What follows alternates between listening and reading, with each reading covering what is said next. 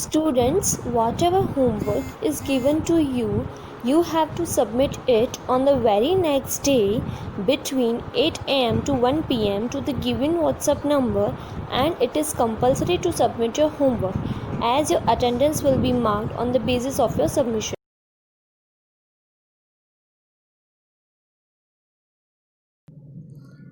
बच्चों, आज हम पढ़ेंगे पाठ नीलकंठ का दूसरा भाग। पहले भाग में हमने पढ़ा कि किस तरह लेखिका मोर के बच्चों को खरीद कर लाती है और जब उन्हें खरीद कर घर पहुंचती है तो घर वाले उसे कहते हैं कि ये तो तीतर हैं, मोर कहकर तुम्हें ठग लिया है।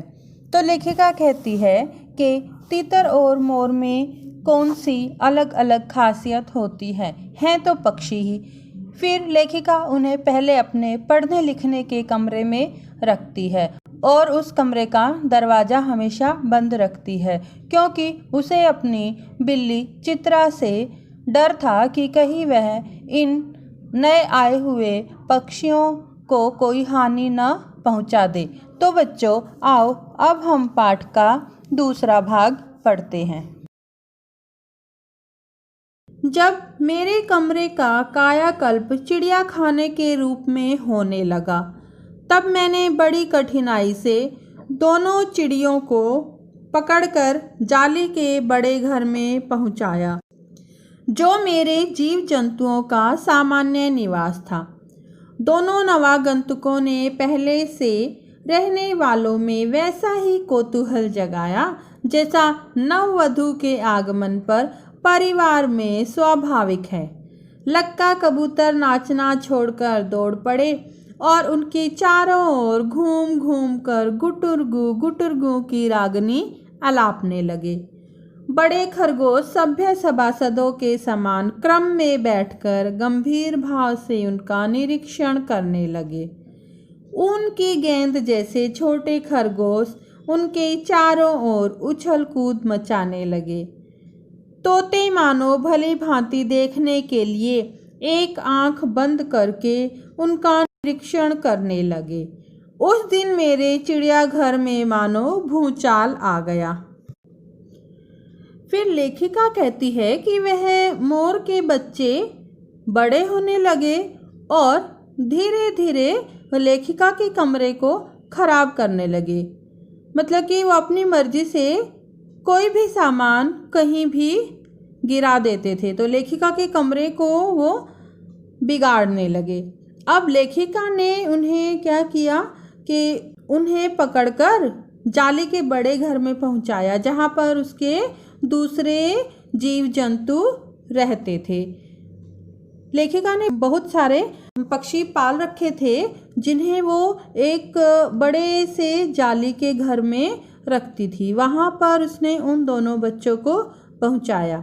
अब दोनों नवागंतुकों ने पहले से रहने वालों में वैसा ही कौतूहल जगाया। अब जैसे ही उन दोनों को उस जाली घर में पहुंचाया तो वहां पर जितने भी पक्षी थे वो सब उन दोनों का इस प्रकार स्वागत करने लगे जैसे एक नववधू के आगमन पर परिवार में किया जाता है। जैसे कोई नई बहू आती है तो परिवार में उसका जैसे स्वागत किया जाता है, उसी प्रकार इन दोनों पक्षियों का स्वागत दूसरे जंतुओं ने किया। लक्का कबूतर नाचना छोड़कर दौड़ पड़े और उनके चारों ओर घूम घूम कर गुटुरगू की रागनी अलापने लगे। बड़े खरगोश, जो खरगोश थे बड़े, वो एक पंक्ति में बैठ गए और बैठकर उनको अच्छी तरह से देखने लगे। खरगोश जो थे वो ऊन की गेंद जैसे लग रहे थे और उछल कूद कर रहे थे उनके चारों तरफ। और तोते जो हैं वो एक आंख बंद करके उनका परीक्षण करने लगे। परीक्षण करना मतलब कि उनको बहुत अच्छी तरह से देखने लगे।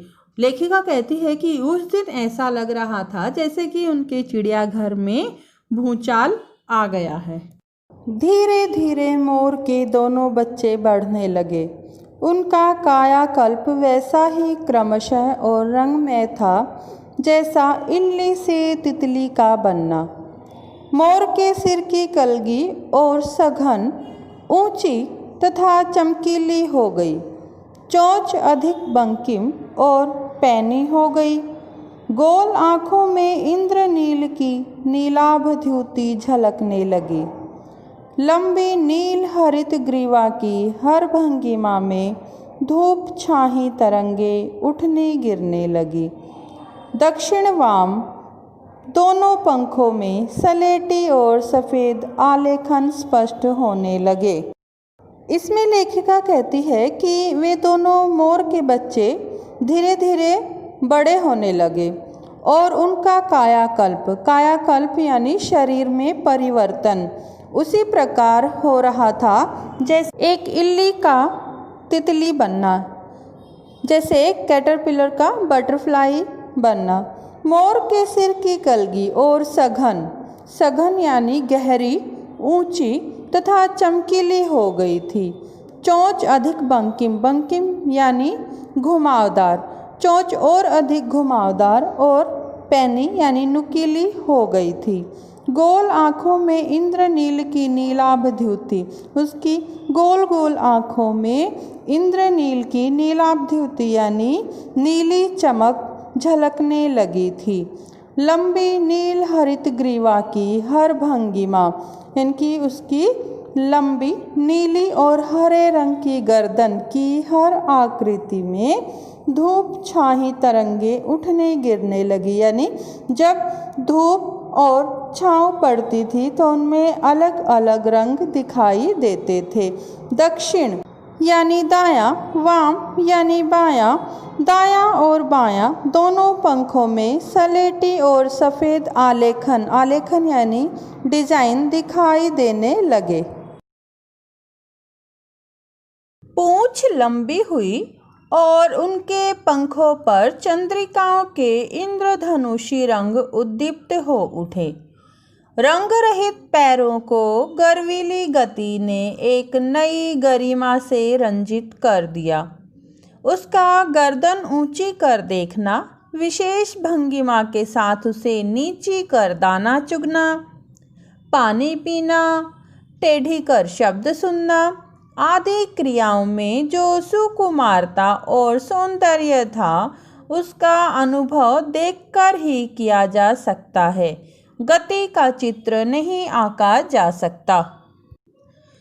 इसमें लेखिका लिखती है कि उसकी पूंछ लंबी हुई और उनके पंखों पर चंद्रिकाओं के इंद्रधनुषी रंग उद्दीप्त हो उठे। चंद्रिकाओं यानी चांद जैसा डिजाइन, तो उसकी पूंछ और पंखों पर चांद जैसा इंद्रधनुषी डिजाइन दिखाई देने लगा। रंग रहित पैरों को गर्वीली गति। अब मोर के जो पैर होते हैं वो रंग रहित होते हैं, उनमें कोई भी रंग नहीं होता है। लेकिन जब मोर अपने गर्वीली गति के साथ चलता था, यानी कि गर्व से जब वो चलता था, तो उसके पैर जो है उसके गर्व से चलने के कारण उसके पैरों में भी रंग आ जाता था। उसकी गर्दन टेढ़ी कर देखना। यहाँ पर लेखिका ने मोर की अलग अलग भंगिमाओं के बारे में, स्थितियों के बारे में बताया है। लेखिका कहती है कि मोर का विकास तो बहुत सुंदर तरीके से हुआ।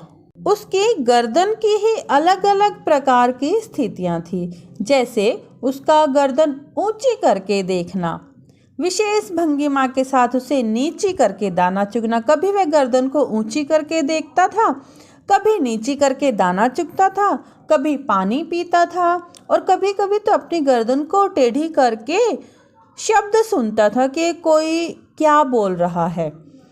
इन सब क्रियाओं में जो सुकुमारता और सौंदर्य था, इनकी इन सब गर्दन की उसकी जितनी भी भंगिमाएं थी उन सब में बहुत सौंदर्य था। उसका अनुभव देखकर ही किया जा सकता है। यानी जब हम मोर को देखें तभी हम उसका अनुभव कर सकते हैं। एक रेखा चित्र को देखकर हम उसका अनुभव नहीं कर सकते हैं। जब हम मोर को रियल में देखें तभी हम ये सब अनुभव कर सकते हैं।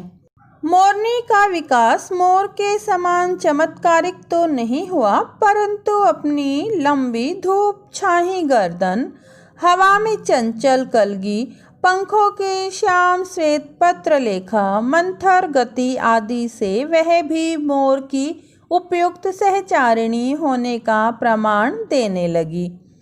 नीलाभ ग्रीवा के कारण मोर का नाम रखा गया नीलकंठ और उसकी छाया के समान रहने के कारण मोरनी का नामकरण हुआ राधा।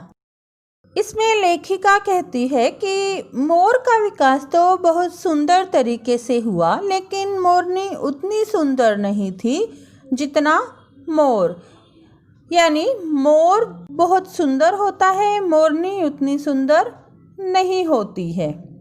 परंतु उसकी धूप छाँव जैसी गर्दन, हवा में चंचल कलगी, हवा में लहराती हुई उसकी कलगी, पंखों की श्याम श्वेत पत्र लेखा, श्याम यानी काला, श्वेत यानी सफ़ेद, पत्र लेखा पत्र, पत्र पर जो लिखा जाता है, सफ़ेद पत्र पर जो काला रंग का लिखा जाता है उसे श्याम श्वेत पत्र लेखा कहते हैं। मंथर गति, मंथर गति यानी धीमी गति आदि से वह भी मोर की उपयुक्त सहचारिणी होने का प्रमाण देने लगी। सहचारिणी मतलब कि साथ चलने वाली। वह अपनी धीमी धीमी गति से मोर के साथ साथ चलती थी, तो वह उसकी सहचारिणी पूरी तरह से उसकी सहचारिणी बन गई। नीलाभ ग्रीवा के कारण मोर की जो गर्दन की आभा थी उसमें कैसा प्रकाश था, कैसी चमक थी? नीले रंग की चमक थी, नील मणि जैसी चमक थी। उस नीले रंग की आभा यानी नीले रंग की चमक के कारण मोर का नाम नीलकंठ रखा गया। नील का मतलब होता है नीला और कंठ का मतलब होता है गला। तो यानी मोर का जो गला है वो कैसा है? नीलमणि जैसा। इसके आधार पर मोर का नाम नीलकंठ रखा गया और उसकी छाया के समान रहने के कारण मोरनी का नाम राधा रखा गया। मुझे स्वयं ज्ञात नहीं कि कब नीलकंठ ने अपने आप को चिड़ियाघर के निवासी जीव जंतुओं का सेनापति और संरक्षक नियुक्त कर लिया। सवेरे ही वह सब खरगोश, कबूतर आदि की सेना एकत्रित कर उस ओर ले जाता जहां दाना दिया जाता है और घूम घूम कर मानो सबकी रखवाली करता रहता। किसी ने कुछ गड़बड़ की और वह अपने तीखे चंचू प्रहार से उसे दंड देने दौड़ पड़ता। इसमें लेखिका कहती है कि जब वह नीलकंठ और राधा को लेकर आई थी जाली घर में, तो सब जीव जंतु उन्हें देखकर बहुत आश्चर्यचकित थे। तो लेखिका कहती है कि उसे स्वयं नहीं पता कि नीलकंठ ने कब अपने आप को उन सभी जीव जंतुओं का सेनापति बना लिया और सवेरे ही वह खरगोश, कबूतर सबको इकट्ठा करके उस ओर ले जाता था जहाँ पर उनको दाना दिया जाता था और घूम घूम कर सबकी रखवाली करता रहता था। और यदि कोई कुछ गड़बड़ करता था तो उसे अपने चोंच से मारकर दंड देने के लिए दौड़ पड़ता था। खरगोश के छोटे बच्चों को वह चोंच से उनके कान पकड़कर ऊपर उठा लेता था और जब तक वे आर्त क्रंदन न करने लगते उन्हें अधर में लटकाए रखता।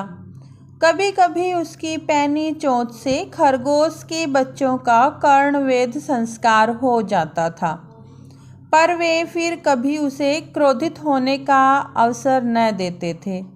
दंड विधान के समान ही उन जीव जंतुओं के प्रति उसका प्रेम भी असाधारण था। प्राय वह मिट्टी में पंख फैलाकर बैठ जाता और वे सब उसकी लंबी पूंछ और सघन पंखों में छुआ-छुआल जैसा खेल खेलते रहते थे। इस पैराग्राफ में नीलकंठ के बारे में बताया गया है कि नीलकंठ जो है वो खरगोश के छोटे बच्चों को अपनी चोंच से उनके कान पकड़कर ऊपर उठा लेता था। और जब तक वे आर्तक्रंदन का मतलब होता है दुखी होकर रोना। आर्त मतलब दुखी और क्रंदन मतलब रोना, कि जब तक वह दुख से रोने न लगते थे तो उन्हें हवा में लटकाए रखता था। अधर में लटकाए मतलब हवा में लटकाए रखता था। और कभी कभी तो उसकी जो चोंच से, पैनी चोंच से खरगोश के बच्चों का कर्णवेद हो जाता। कर्णवेद मतलब कान में छेद हो जाते थे। पर वे फिर उसे कभी भी क्रोधित होने का मौका नहीं देते थे, क्योंकि फिर उसके बाद वो कभी भी ऐसा काम नहीं करते थे जिससे कि नीलकंठ को गुस्सा आ जाए। दंड विधान के समान ही, दंड विधान मतलब जब वो उनको दंड देता था, पनिश करता था, तो उसके समान ही वह जीव जंतुओं से प्रेम भी उतना ही करता था। वह मिट्टी में पंख फैलाकर बैठ जाता था और सब जीव जंतु उसकी पूंछ में छुआ-छुई का खेल खेलते रहते थे। बच्चों, आज हमने पाठ नीलकंठ का भाग 2 पढ़ा। अब इससे आगे हम अपनी अगली वीडियो में पढ़ेंगे।